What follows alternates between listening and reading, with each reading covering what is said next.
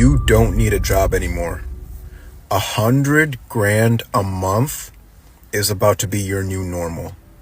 And if you don't believe me, you're gonna believe me after I tell you one of the biggest secrets that wealthy people have been gatekeeping from you for the longest time. So you know what a trust fund is, right? When you think of a trust fund, you think of wealthy people that use it to protect their assets so they can pass them down to their kids. But something you probably didn't know is that it's not only people who are already wealthy that open trust funds. People who are broke open trust funds, and they use them to become wealthy.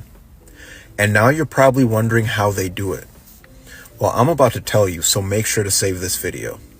So you open up a trust fund, which anyone can do, and then you buy an asset to put inside that trust fund.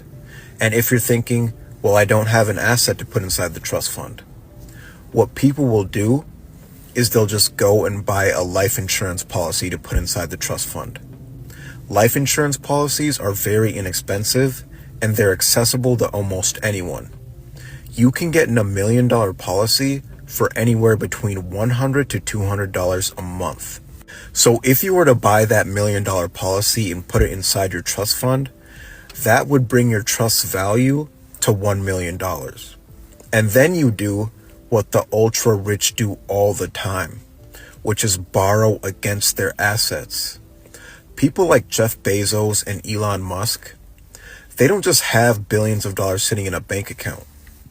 Their wealth is tied to their stock. So when they need money, they go to a bank and they borrow money and they just use their stock as collateral.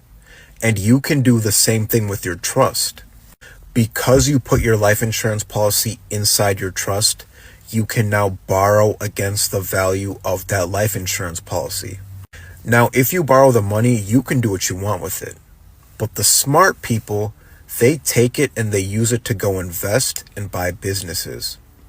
They'll go out and buy small franchises, or they'll team up with other investors and go buy things like apartment buildings and other commercial real estate.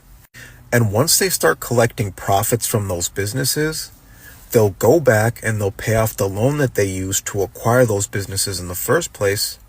And once they've paid off their debts, those businesses still continue to cash flow, which means they're now financially free and can start building generational wealth for themselves and their family. And this is just one of the several ways that people become wealthy that we just don't know about.